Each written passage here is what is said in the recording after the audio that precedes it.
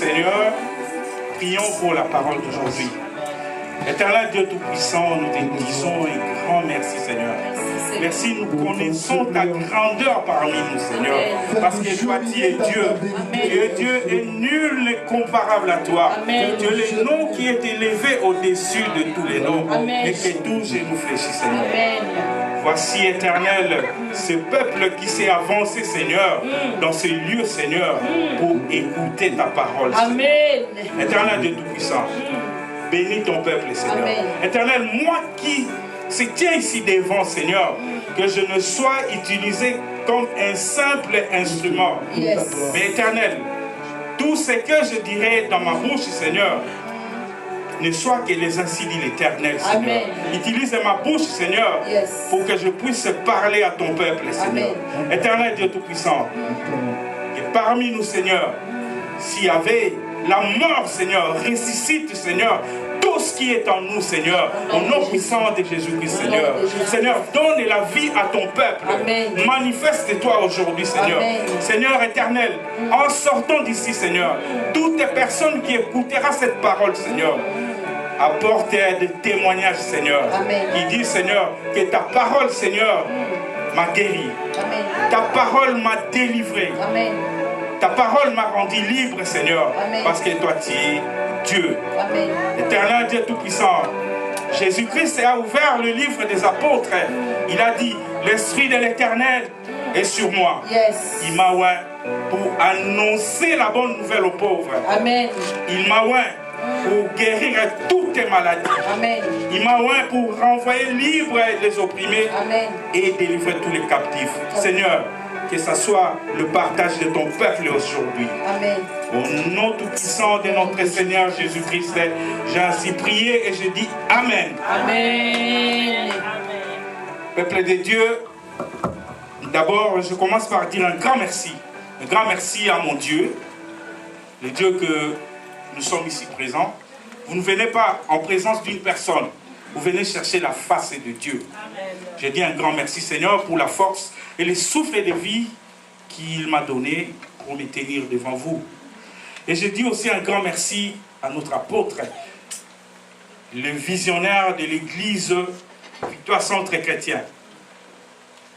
Bien aimé, il y a des anges de Victoire Centre Chrétien. Quand vous lisez les Écritures, vous allez voir que chaque église avait des anges. L'ange de Laodicée, l'ange de Corinthe, l'ange d'Éphèse. Et à Victoire Centre Chrétien aussi, il y a des anges. Amen. Que l'ange de Victoire Centre Chrétien soit avec lui là où il est. Amen. Seigneur, qu'il soit béni. Je remercie aussi les hommes de Dieu et les servantes de Dieu parmi vous. Et je remercie aussi les fidèles de l'église Victoire Centre Chrétien. Et merci beaucoup pour votre présence. Amen. Amen. Applaudissez vous-même. Amen. Bien aimés dans le Seigneur, je vais donner le thème de mon exhortation. Aujourd'hui, je voudrais parler de le mystère qui se cache à la tunique de Joseph. Oh là là. Bien aimé dans le Seigneur, parce que nous sommes à la période de jeûne et prière de 40 jours. Alors, je reviendrai, je chercherai les liens après. Vous allez comprendre pourquoi j'ai pris ce thème. Le mystère qui se cache à la tunique de Joseph. Bien aimé dans le Seigneur, il y avait une famille, la famille de Jacob, qu'on appelle Israël. Jacob avait 12 fils, dont les noms que vous connaissez. Et un jour, Jacob fait un manteau à son fils. La tunique, en fait, une tunique à son fils. Et ce fils était Joseph. Joseph était le 11e fils de Jacob. Mais bien aimé dans le Seigneur, dans dans la tradition juive, c'est le premier fils biologique qui devait porter la tunique de son papa. Cela représente qu'un jour, c'est lui qui va succéder à son père. Mais voilà, ce n'est pas le cas avec Jacob. Il choisit son fils 11e de la famille qui s'appelle Joseph. Ah là là là là là là, bien aimé. Nous sommes tous des hommes, hein. D'abord, avant d'être serviteurs de Dieu, nous sommes des hommes. Et le geste de leur papa a suscité la jalousie dans la famille. Oh là là, c'est que nous disons souvent, bah, boudé. Les frères ont boudé. C'est que le papa a fait comment? Nous qui sommes déjà adultes, nous sommes il y avait même le premier, c'est Ruben. Hein? Ruben qui était le premier, il dit, mais comment notre papa, il doit prendre le manteau de plusieurs couleurs, la tunique de plusieurs couleurs, il fait à ses petits. Bien aimé, si l'Éternel t'a pointé que dans ta famille c'est toi, amen, personne ne peut changer. Amen. Personne ne peut changer la révélation de Dieu qui est pour toi. Amen. Voilà, vous connaissez, ici il y a des serviteurs et servantes de Dieu, vous connaissez l'histoire de Jacob, de Joseph. Il a connu, à partir de la jalousie, la haine, la vengeance de ses frères, il a connu plusieurs manteaux dans sa vie. Il a connu d'abord le trou. Bien aimé, si on te met dans le trou, sache que c'est fini pour toi, c'est pour t'enterrer. Hein? Donc moi, personnellement, j'appelle ça l'esprit des morts. Bon, mais il y a un frère qui a dit non, non, non, non, non, non. On ne peut pas faire ça à notre frère. C'est Ruben qui avait dit ça. On ne peut pas faire ça à notre frère. On ne peut pas faire couler le sang de notre frère. Allons le faire sortir. Ils l'ont fait sortir. Et à chaque fois, vous allez voir dans la Bible qu'on retirait la tunique de Joseph. Il s'est retrouvé dans des difficultés. Hein. Dès qu'on retire la tunique, oh là là, il a des problèmes. D'abord, avant qu'on le met dans le trou, on a retiré sa tunique. L'esprit des morts. D'abord, il a connu l'esprit des morts. Mais le Dieu là, s'il est avec toi, rien ne peut t'arriver. On l'a fait sortir. Il avance un peu, il complote encore. Mais qu'est-ce qu'on va faire? Ah, il regarde devant, il voit des Madianites hein, qui passaient. Puis, ah, bon, on va les vendre comme esclaves. Mais au lieu de lui remettre sa tunique, il dit non, non, non, non. Cette tunique, ils l'ont imbibée, hein, on le dit comme ça, imbibée de sang. Il dit on va présenter à notre papa pour qu'il soit sûr et certain que son fils hein, est mort. Le fils, okay, vous savez, à 17 ans, on peut donner des nouvelles avec l'orgueil. Je ne saute pas, mais le sujet du jour n'est pas les songes de Joseph. Non, non, non, non. Je vais aller à autre place. Bon, alors j'explique juste le 4 cliniques que Joseph a connu dans sa vie. Citerne après, esclavage. Il arrive encore, après quand les Madianites achètent Joseph, ils l'utilisent un peu, ils les vendent à Potiphar. Chez Potiphar, oh là là là là, attends ma barbe et chez Potiphar, qu'est-ce qui se passe? Il y a la femme de Potiphar, il paraît, comme le précise la Bible, Joseph était un beau gosse. Il était très beau. Alors, la femme de Potiphar voulait à tout prix, moi je vais dire abuser, hein, abuser de Joseph. Oh là là! Mais Joseph était intransigeant. Il a refusé. Il a dit, le lien que j'ai avec mon Dieu, je ne veux pas. Je ne fais pas. Eh bien aimé, mettez-vous à la place de Joseph. Moi, si à mon condia, il est là, Mais il était intransigeant. Il a refusé. Voilà encore cette fois-ci, oh là là là là. Pour chercher des problèmes à Joseph, la femme prend le manteau de Joseph. Il le garde. Elle commence à crier pour dire que Joseph voulait abuser d'elle.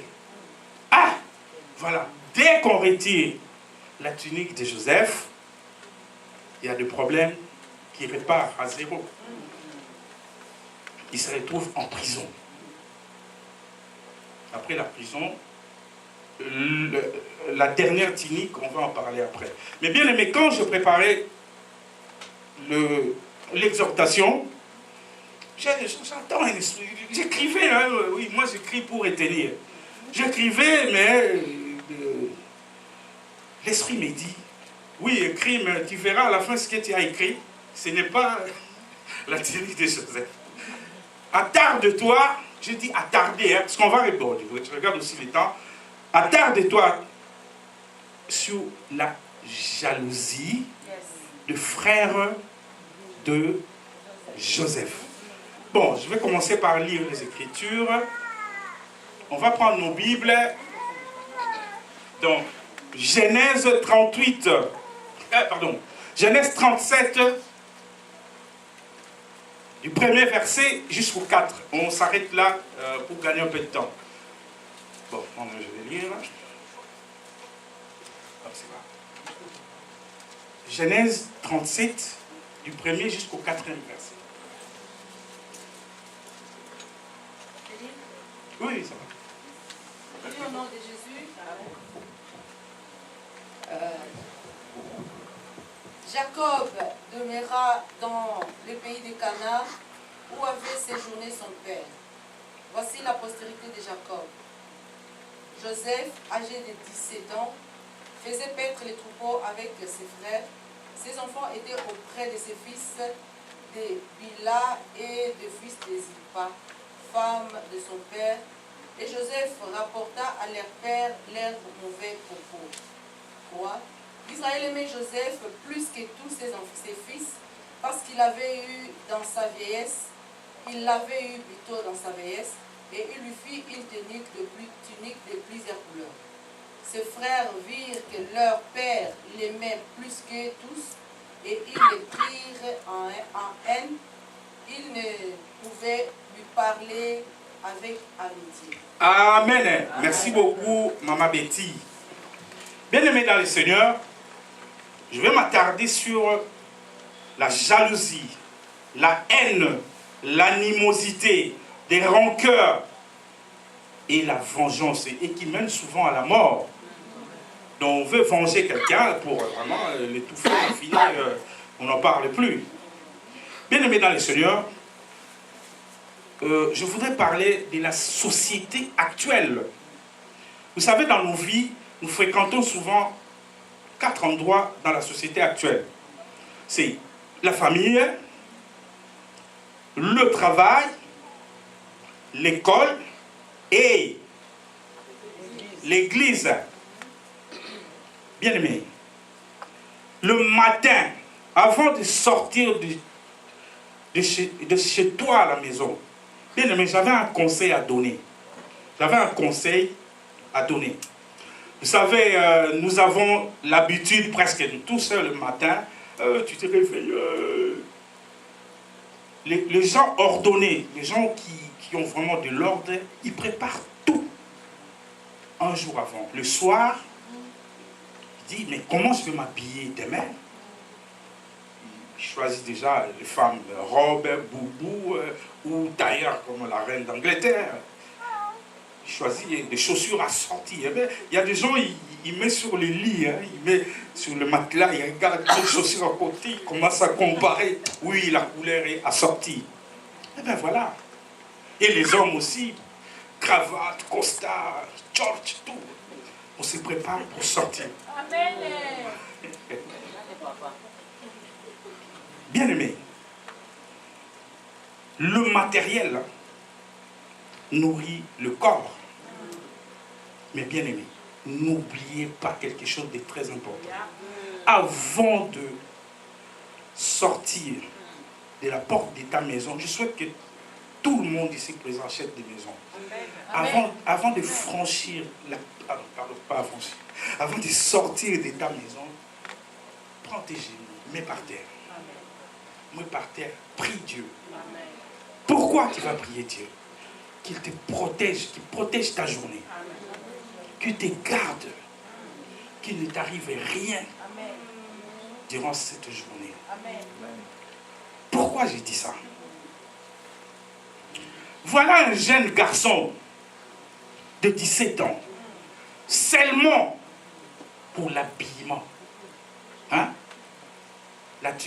Les difficultés de Joseph n'ont pas commencé avec les songes qu'il a fait. Hein? Non, ça a commencé avec Kitendi. Hein? Sapé comme jamais. C'est ça qui a commencé comme problème.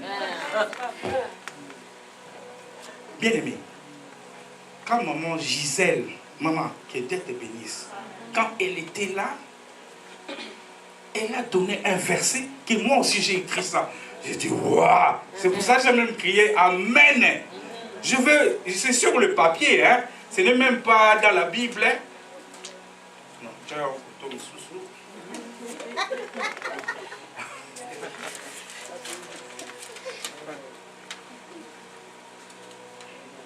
Non, je l'ai trouvé parce que c'est très important.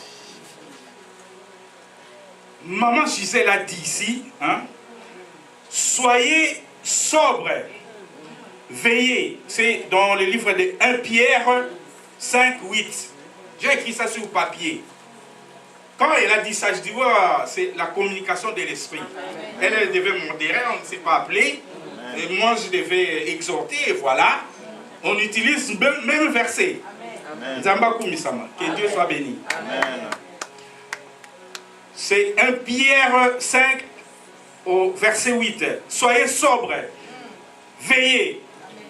Votre adversaire, le diable, rôde comme un lion rugissant. Il rôde ici sur terre, cherchant qui il dévorera. Bien aimé,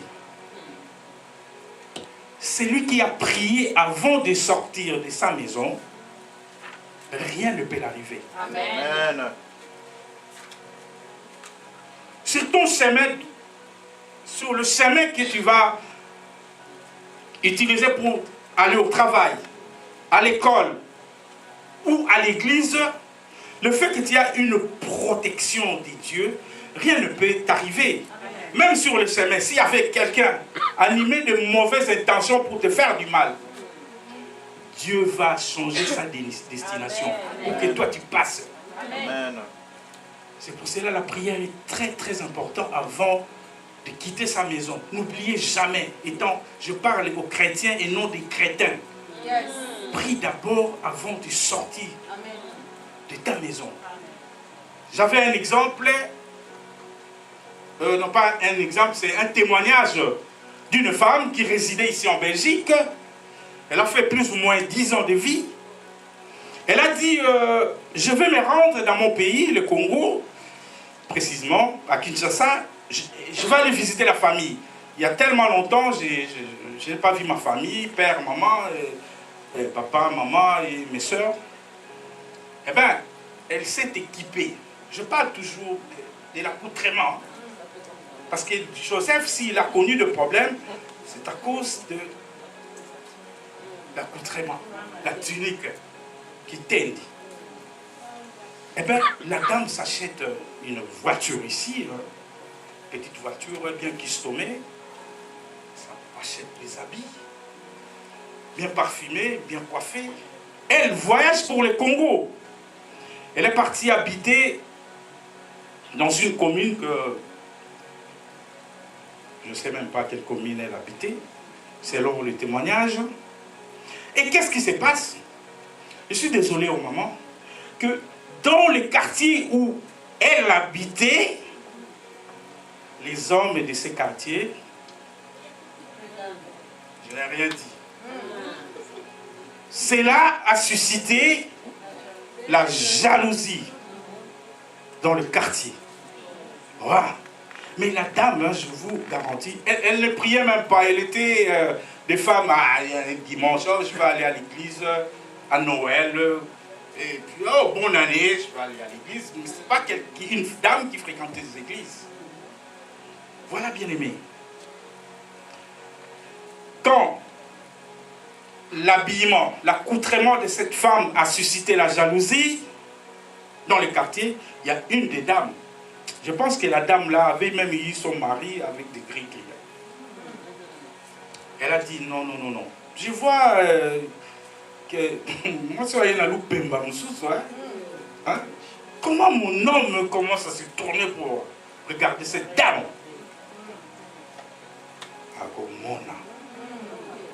Elle est partie chercher je ne sais pas quoi.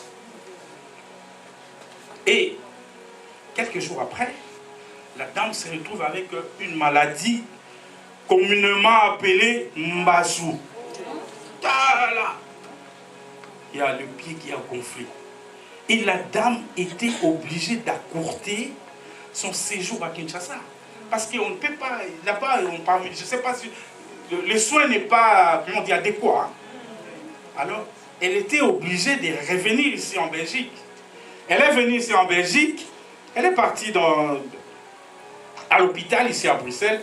L'hôpital non plus regarde et dit, ah, madame, cette maladie, nous ici, on ne peut donner que de calmants. Hein? Mais cette maladie, on soigne cette maladie à l'hôpital tropical à Anvers. Voilà, là. Voilà, il faut encore des dépenses, hein, c'est déplacé jusque-là. Mais la dame avait une chance. Il y a l'une de ses cousines qui fréquentait des églises qui se présente. Il dit, ma soeur, et l'oronayo, elle rigolait parce que dit, cette maladie, moi je ne pense pas que c'est une maladie normale. Viens un peu, je connais un pasteur, hein, sans citer les noms, on va aller chez lui. Moi je pense que ça c'est, nous disons à l'ingala, boire que l'on a jeté un sort, envoûtement. Voilà mon frère, qui était bénisse. On t'a jeté un sort. Viens, on va aller chez le pasteur. Et elle est partie chez le pasteur, des séances de prière, on a beaucoup prié pour la sœur. Elle n'a pas pris de médicaments, bien aimé. Les pieds. Donc c'est Dieu qui l'a sauvée. Voilà, avant de partir au Congo, prière, il y a Bino, il y a Babola. Ce n'est pas pour moi. Mais quand le fait qu'elle ne priait pas, elle a été attaquée par manque de prière. Mais quand elle est revenue, hein, aujourd'hui, mon santo, elle commence à prier. Ne nous attardons pas. Ne venez pas chercher Dieu après. Amen. Commence par Dieu pour Amen. Une protection. Amen. Nous avons vécu, moi j'ai vécu au Congo, à Kinshasa, nous avons vu une jalousie gratuite, j'ai dit. La jalousie gratuite. Il y a de jeunes garçons, une dame bien habillée. Vous savez, le Congo à l'époque, était un pays, maintenant c'est le pays est pauvre. Mais à l'époque, c'était un pays en voie de développement. On s'en sortait. Hein. J'avais un cousin qui disait, ah, Bakini na l'air on a boulié au bandeli. Donc tu manges, tu es rassasié, pardon, et tu peux recommencer à manger. Mais maintenant, il faut attendre ton tour. Il y a même des familles où on mange, aujourd'hui, jeudi, c'est ton tour, et vendredi, de l'estage pour manger. Bon. Et voilà. Oh, qu'est-ce que je disais? Oui, à l'époque. Merci ma soeur. À l'époque, les dames achetaient des bijoux or, 18 carats. Je vous dis, hein, franchement, hein, ce n'est pas les manzanza qu'on porte aujourd'hui. Il y avait des femmes africaines. Si vous le croisez en chemin, 18 carats ou 24 carats. Donc ça coûtait un peu de l'argent, hein, parce que le pays était en voie de développement à l'époque. Mais qu'est-ce qui s'est passé? À cause de la jalousie, de l'accoutrement, comment quelqu'un est habillé. Qu'est-ce qui s'est passé? Il y avait des jeunes qui suivaient derrière. On a arraché, il y a des femmes qui sont restées les oreilles cassées. Vous savez, le livre de Tintin, oreilles cassées. Ils ont eu le problème dans leur vie. Ça, il n'y en a plus. Pourquoi? À cause de la jalousie. Quelle que soit la façon, c'était pour gagner de l'argent, mais c'est la jalousie. Quelqu'un qui est bien habillé, quelqu'un qui s'en sort, et bien on l'attaque. Bien aimé. Nous allons maintenant parler. Nous allons parler à notre époque, Seigneur. La jalousie est partout. La jalousie, bien aimé. L'apôtre peut venir ici. Il dit 2000 jours de prière et jeûne. Si le sentiment de la jalousie ne quitte pas son peuple, la jalousie, bien aimé, on peut te mettre le même partout. Non, non, non, non, c'est toi. C'est toi qui dois changer. Amen. La jalousie, la haine, de rancœur, il y a des personnes qui ont le cœur là. Si tu as un cœur pareil, bien aimé, on peut te mettre de même partout. L'apôtre, vous allez fatiguer l'apôtre. Ce n'est pas lui, c'est nous. Je me mets aussi à la place des croyants. Nous tous, nous avons des questions qu'on se pose. Pourquoi on a élevé celui-là? Pourquoi lui? Oh là là là là. C'est moi qui devais être là. Pourquoi lui il a été ici? Pourquoi lui s'est marié? Il y a une, comment dire, chanson, je pense. Non, non, non. Je vais appeler ça adage. Si quelqu'un se marie, nous disons souvent, Moninga Bali, regardez les figures des gens. Il y a une, ce n'est pas ici, je ne parle pas d'ici. Bien aimé, des fois quand on partage la parole de Dieu, c'est pour que nous changeons. Pas pour viser. Parce que je ne sais pas, moi personnellement, je n'ai jamais senti ici, à Victoire Centre Chrétien, quelqu'un qui a la jalousie, qui a la haine. Non, je suis vraiment clair, je suis franchement vraiment. Voilà. Mais c'est pour que, je ne sais pas pourquoi l'Éternel m'a mené de ce côté-là, pour parler de la jalousie, la haine, rancune, animosité, je ne sais pas pourquoi. Peut-être on fait qu'une personne change. Si tu avais des habitudes, même à la maison, envers ton mari, mais comment dire, la vie, oh la vie est belle. Bien aimé, comment tu es avec ton mari, vous ne vous parlez pas? Quelle est la beauté de ta vie? Vous se le ratez. Mais tu ne vis pas. Je suis désolé. Il faut parler chaque jour, vous sentez que non. Mémoire et tout ça. Il faut parler à la maison. Non, non, non, on ne parle pas. Non. Moi, je suis désolé. Il y a des fois, si ma femme se fâche, il dit, maman, il y a ça. C'est là. Je vais attendre. Tu es fâché combien de jours? Dis-moi. On compte combien? 2 ou 3 jours. Et elle va commencer à rigoler. Non, je vais attendre. Parce qu'au lieu que je te supplie chaque jour, mais parle-moi, non, non, non. Dis-moi, combien de jours? Ou si elle commence à parler, je prends un papier, je fais comme un micro, je vais serrer. Elle va commencer à rigoler, parce que j'aime bien rigoler. Il y a très longtemps qu'on s'est fâché, là, normalement. Bien aimé, je ne parle pas de Victoire Centre Chrétien. Je parle que nous changeons nos cœurs. On peut, voilà le thème que nous avons pour le moment, c'est briser des lois établies.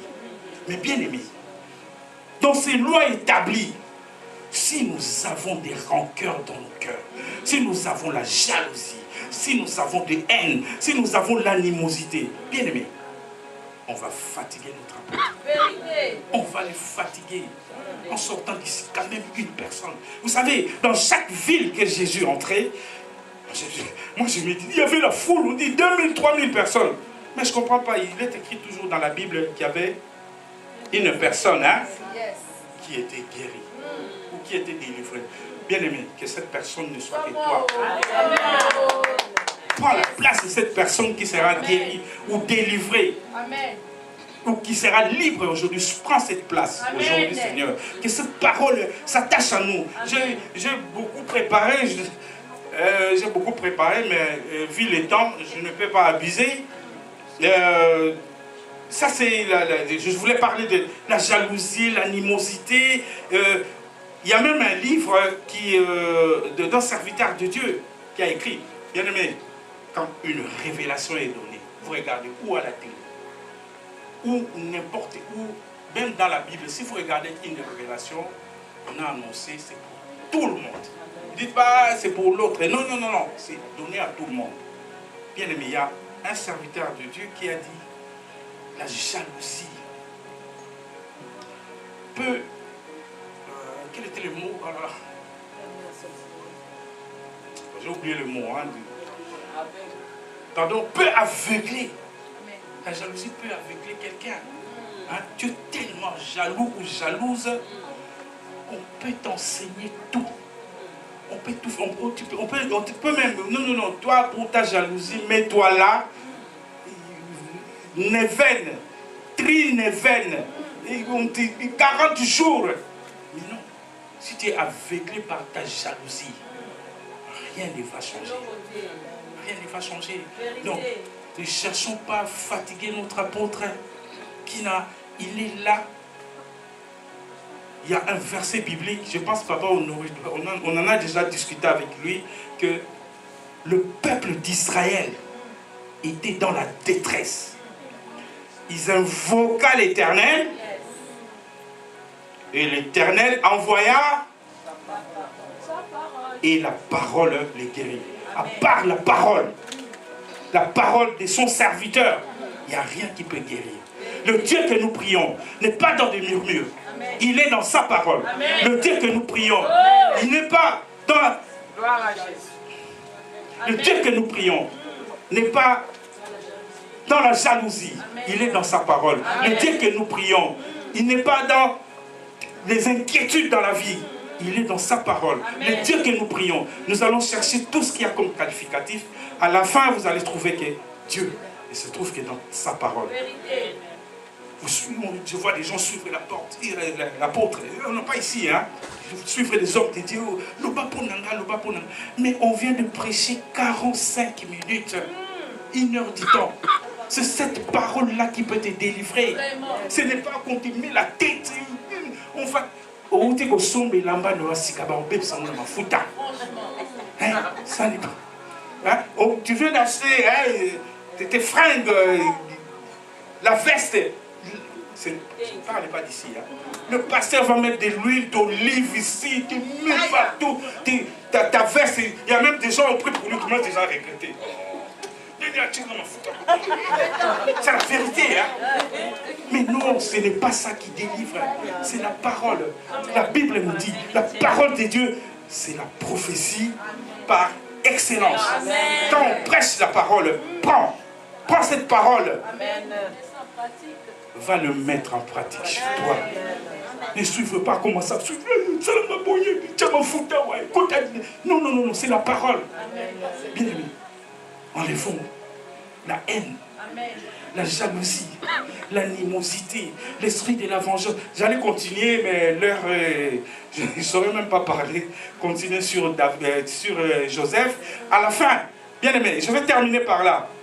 Regarde cet homme qui était en prison, qui s'appelle Joseph. Ah non, ça m'a plu cet endroit. Et à la maison, au palais royal du pharaon, on a envoyé des hommes en prison. Ils avaient commis je ne sais pas quoi. Ils les ont envoyés en prison. Bien aimé, il faut bien lire la Bible. Regardez ces deux personnages, je termine par là. Regardez ces deux personnages qu'on a envoyés en prison. C'est le panetier, hein, et les chansons. Bien aimé, ces deux personnages, allez même regarder dans le dictionnaire. Vous allez voir, le panetier, c'est celui qui sert le pain dans la maison royale. Hein? Et les chansons, c'est lui qui sert le vin. Alléluia, alléluia. Bien-aimés, aujourd'hui, qui est le pain de vie? Jésus. Qui est le sang? Jésus.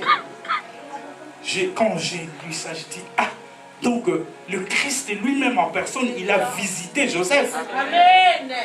Waouh, waouh. J'ai dit, waouh. N'oubliez pas, si vous lisez dans Genèse 14, vous allez voir les jours où Abraham a croisé Melchisédek. Quand on parle de Melchisédek, qui n'avait ni commencement ni fin.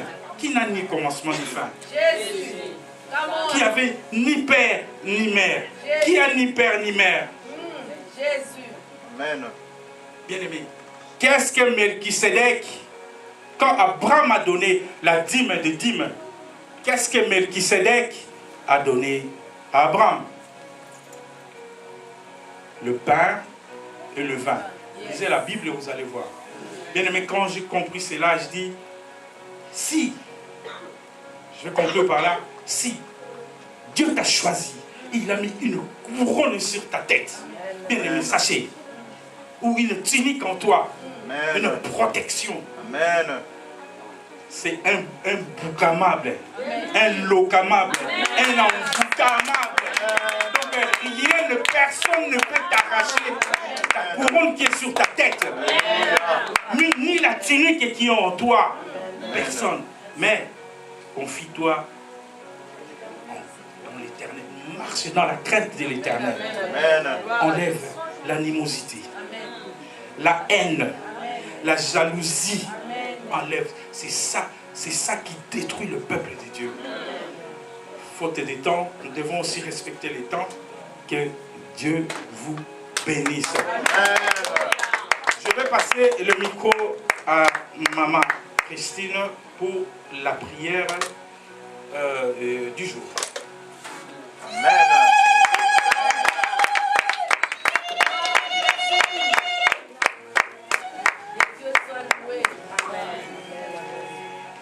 Amen, amen, amen. Amen. Merci Papa Roger pour la parole. Amen. Que Dieu te bénisse. Amen. Nous allons mettre ça maintenant en pratique. Nous allons prier. Amen. Papa Roger nous a parlé, il a insisté sur la jalousie. La jalousie, comme il l'a dit, c'est vraiment, ça aveugle la personne. La jalousie aveugle la personne à un tel niveau que même si on lui donne une révélation, même si on la conseille, même si elle écoute la parole, quand la jalousie est déjà installée, c'est vraiment difficile, ça devient un esprit. D'ailleurs, la Bible nous montre le cas d'Abel. Maman Betty avait parlé de ça la dernière fois. Le cas d'Abel, comme, non, de Caïn. Caïn, il y avait déjà la jalousie en lui. Bien que Dieu lui-même, le Créateur, est descendu pour les visiter, pour les conseiller, pour les exhorter, mais l'esprit l'a été déjà en lui. Ça ne lui a pas empêché d'aller jusqu'à tuer son frère. Amen. La jalousie, c'est quelque chose qu'on doit bannir dans l'église. C'est quelque chose qu'on doit détruire. Mais je voulais vous dire une chose. Mais la jalousie, c'est un sentiment, c'est vraiment un sentiment humain, mais un sentiment se débarrasse. C'est un sentiment humain. Mais ça peut devenir inhumain. Si on la laisse, si on laisse cette jalousie demeurer à nous, si on laisse cette jalousie habiter en nous. Mais au départ, c'est un sentiment humain. Même les frères et sœurs, quand les enfants sont encore des petits, vous voyez, les enfants se disent toujours, les enfants qui se suivent, tu vas voir l'autre qui est jaloux de l'autre, qui dit, mais pourquoi tu l'as donné à lui, pourquoi pas moi, tout ça. Vous voyez, c'est vraiment un sentiment, un petit sentiment qui commence comme ça, qui est vraiment humain. Mais nous, étant que les enfants de Dieu, nous ne pouvons pas laisser, nous devons veiller sur ça, ne pas laisser ces sentiments continuer, parce que quand ça continue, quand on laisse ce sentiment-là s'installer, demeurer à nous, ce n'est plus humain. Ça devient inhumain. C'est pour cela que Caïn avait tué son frère. Ce sentiment amène jusqu'au meurtre. Voilà pourquoi nous allons nous lever, nous allons vraiment détruire. Parce que moi je me dis, vous savez, même, il y a même dans des familles, des sœurs, des propres sœurs, des propres frères qui se font la jalousie. Ta propre sœur ton propre frère, parce que lui, il a réussi dans sa vie, parce qu'il est bien et tout, et c'est son petit frère qui commence à le jalouser, alors qu'ils ont le même sang. De toute façon, ça a commencé depuis Caïn, hein? Voilà. Donc, moi je me dis toujours que surtout nous les parents, nous les mamans, prions pour nos enfants. Nous ne devons pas, ne laissons pas passer ces sentiments-là aux enfants. Quand nous voyons les petits enfants déjà commencer, pourquoi lui, pourquoi pas moi, comment? Il faut déjà commencer à s'élever sur ça et briser. Et souvent, quand les enfants deviennent grands, maintenant, il y a la jalousie dans la famille, c'est parce qu'au départ, quand ils étaient petits, les parents n'ont pas pensé à briser ces sentiments. C'est un sentiment humain, mais un sentiment, quand on le laisse, ça devient l'esprit. Voilà pourquoi même dans l'église, nous allons lever. Si nous disons, oh non, moi ça ne m'a jamais arrivé, c'est faux. C'est faux. Nous tous, nous toutes. Il peut t'arriver, tu peux toujours sentir ça. On dit, ah, mais pourquoi? Pourquoi pas moi? Parce que la jalousie à sa soeur, sa petite soeur, c'est l'envie. Être envieux. On commence toujours à envier d'abord. Et après, c'est la jalousie qui s'installe.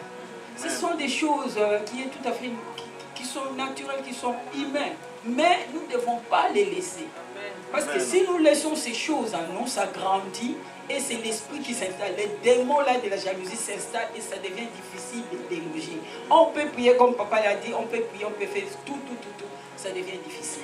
Ça devient vraiment un problème de délivrance. Voilà pourquoi nous aujourd'hui, nous allons nous-mêmes nous délivrer.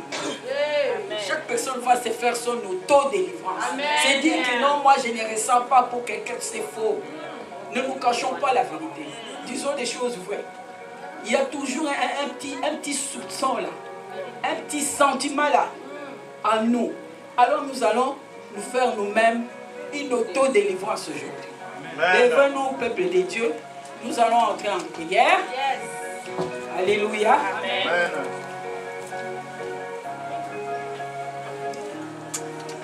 Alléluia. Amen. Nous allons prier. Nous allons prier contre la jalousie à nous-mêmes d'abord. Nous allons dire ceci. Vous allez répéter après moi. Par la puissance du Saint-Esprit. Et le pouvoir dans le sang de Jésus. Je m'élève contre tout sentiment de jalousie. Je m'élève contre tout sentiment de jalousie, de la haine, de l'animosité, du manque d'amour en moi.